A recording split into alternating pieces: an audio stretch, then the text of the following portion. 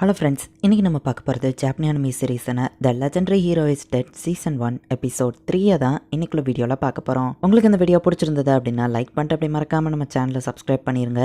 கதை ஃபஸ்ட்டு நார்மலாக போகிற மாதிரி தெரிஞ்சாலுமே கூட போக போக சீரியஸாக வேறு லெவலில் போகும். ஸோ பொறுமையாக வாட்ச் பண்ணுங்கள். சரி வாங்க நம்ம வளவலன்னு பேசிகிட்டு இருக்காமல் இன்னைக்குள்ள கதைக்குள்ளே போக ஆரம்பிக்கலாம். இன்றைக்கி நம்ம பார்க்க போகிறது the legendary hero is dead season 1 episode 3.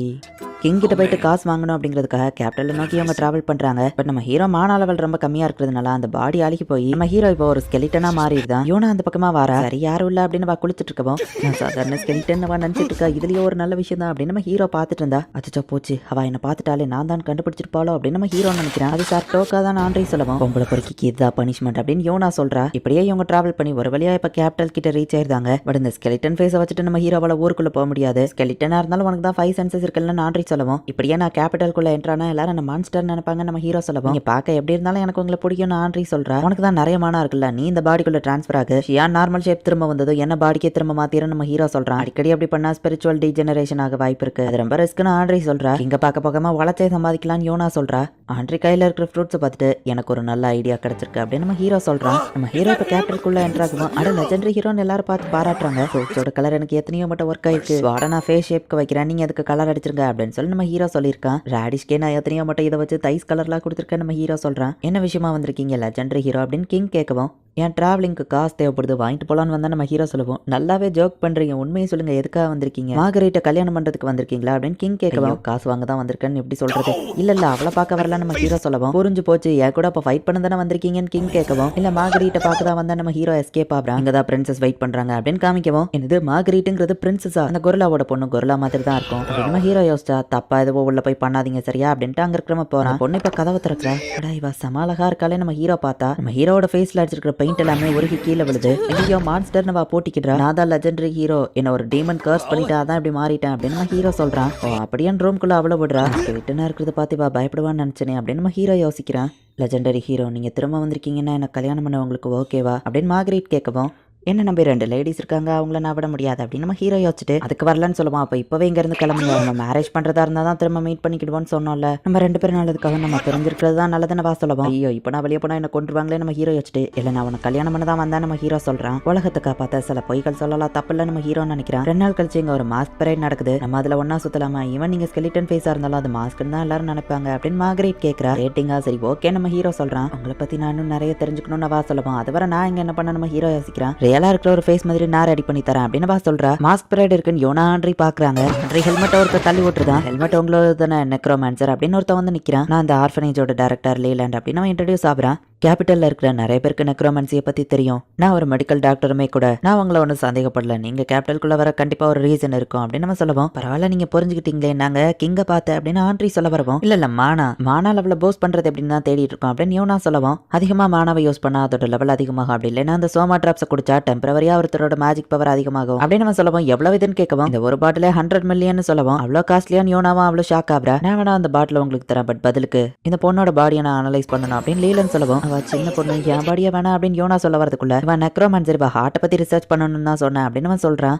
அடேங்கப்பா பிரின்சஸ்க்கு இவ்வளோ சாப்பாடா, எல்லாத்தையும் லைட்டா காக்கா கடி கடிச்சிட்டு தூர போட்டுருவான்னு நினைக்கிறேன், சாப்பாடு வேஸ்டா போக விட மாட்டேன் அப்படின்னு நம்ம ஹீரோ கொஞ்சம் எடுத்து சாப்பிடுறான். பிரின்சஸ் மாஸ்க் ரெடி பண்ணி பக்காவா கொடுத்துட்டா. என்ன இது இவ்வளோ கம்மியா இருக்கு, நான் சாப்பிடணும் கொஞ்சம் திரும்பிக்கிடுறீங்களான்னு வா கேட்கவும் அவ வெறித்தனமா சாப்பிட்றத பார்த்து நம்ம ஹீரோ ஷாக் ஆகுறான். நீங்க ஃபியூச்சர் ஹஸ்பண்ட் நான் இப்படி சாப்பிட்றத பார்க்க கூடாதுன்னு நினைச்சேன் அப்படின்னு சொல்லிட்டு இன்னும் பசிக்குது அப்படின்னு சொல்லி மயக்கம் போட்டு கீழே விழறா. ஆண்ட்ரேயும் யோனாவும் இங்கே சம்பாதிக்கணுங்கிறதுக்காக சில கொஸ்ட்டுக்கு போறாங்க.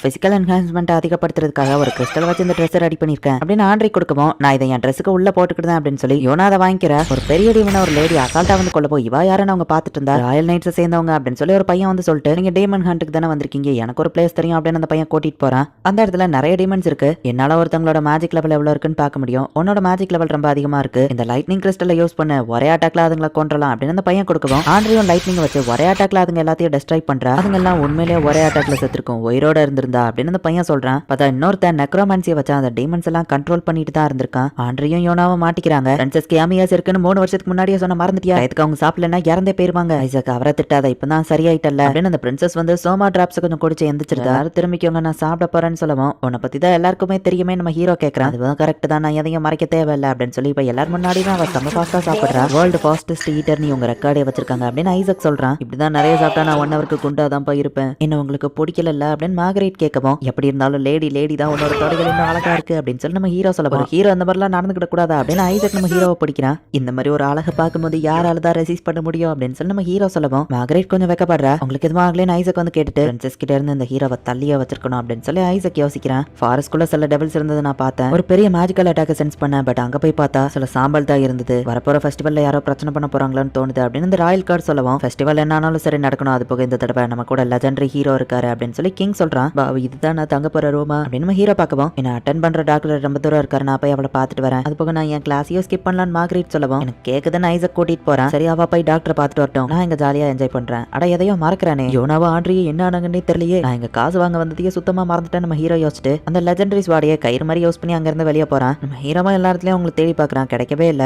பின்னாடி இருக்கிற சைஸ்ல இருக்கிற டீமன்லாம் நீங்க தோக்கடிச்சிருக்கீங்களா லெஜெண்டரி ஹீரோன்னு கேட்கவும், ஆமா அதெல்லாம் எனக்கு ஒரு பெரிய விஷயமே இல்ல, ஹெல்மெட் போட்ட ஒரு பொண்ணு கூட ஒரு பொண்ணு பாத்தீங்களா நம்ம ஹீரோ கேட்கவும், ஆர்ஃபனேஜ் பக்கமா போனாங்கன்னு அவங்க சொல்றாங்க. ஆர்ஃபனேஜ் போய் பார்த்தா லெஜெண்டரி ஹீரோ அப்படின்னு பசங்க நம்ம ஹீரோ கூட விளையாடுறாங்க. மார்கரெட்டும் இந்த டாக்டர் பார்க்க தான் வந்திருக்கா. லெஜெண்டரி ஹீரோ 3 வருஷத்துக்கு முன்னாடி உங்களை இங்க பார்த்தது, உங்களை பார்த்து இன்ஸ்பயர் ஆகி தான் அந்த ஆர்ஃபனேஜே கிரியேட் பண்ணிருக்கேன் அப்படின்னு லீலா நம்ம ஹீரோ கிட்ட வந்து சொல்றான். பத்தி கவலைப்பட்டு தான் இவ்வளவு தூரம் அவர் வந்திருக்காருன்னு நினைக்கிறேன் மார்கரெட் சொல்லவும், நீங்க அவரை லவ் பண்றீங்களோ லீலான்னு கேட்கவும், அது வந்து அப்படின்னு மார்கரெட் சமாளிக்கிறா. யோனா ஆண்ட்ரே இங்க தான் வந்தாங்க நம்ம ஹீரோ விசாரிக்கவும், டீமன் ஹண்ட்டுக்காக அவங்க ஃபாரஸ்ட் பக்கமா போனாங்க அப்படின்னு சொல்லி லீலான்னு சொல்றான். நான் உயிரோட இருக்கோம்னா ஆண்ட்ரே ஓகேவா தான் இருப்பான்னு நினைக்கிறேன், கண்டிப்பா அவங்களுக்கு எதுவும் ஆயிருக்காது அப்படின்னு நம்ம ஹீரோ நினைக்கிறேன். டைரக்டர் வாங்க விளையாடலான்னு ஒரு பையன் கூப்பிடுவோம், எனக்கு ஒரு முக்கியமான வேலை இருக்கு அப்படின்னு லீலன் இப்ப எங்கேயோ ஒரு இடத்துக்கு போறான். அவன் ஒரு மாஸ்க போடுறான், பார்த்தா அவங்கள கடத்தினதே இவன் தான். இந்த லெவலுக்கு அழகான போன்ஸ் இருக்கிற ஒருத்தரை நான் பார்த்ததே இல்ல அப்படின்னு லோனாவோட தொடைய வந்துட்டு அந்த டாக்டர் ஸ்கேன் பண்ணி பாக்குறான். என்ன வச்சு என்ன பண்ண போற அப்படின்னு சொல்லி லோனா கேட்கவும், ஹியூமன்ஸ்க்கு அசிங்கமா இருக்கிற அந்த ரத்தமும் சதையும் கலந்த உடம்ப கலட்டிட்டு ஸ்கெலிட்டன்ஸ் எல்லாரையும் மாத்த போறேன், இந்த மொத்த உலகத்தையும் நான் அப்படி மாத்தினதுக்கு அப்புறம் அப்பதான் உண்மையான ஈக்குவாலிட்டி கிடைக்கும். என்னோட ப்ராசஸ் முடிஞ்சதுக்கு அப்புறமா அவன் நெக்ரோமான்சர் ஃப்ரெண்டோ கவலைப்பட தேவையில்ல, யாரும் அவளை பார்த்து வெறுக்க மாட்டாங்க, நான் செஞ்ச தப்பு எல்லாத்துக்கும் அவ மேல பழிய போட்டுருவேன், சோ அவ என்னோட ட்ரம்ப் கார்டுங்கிறதுனால அவ உயிருக்கு எந்த ஆபத்து உள்ள கவலைப்படாத அப்படின்னு லீலான்னு சொல்லவும்,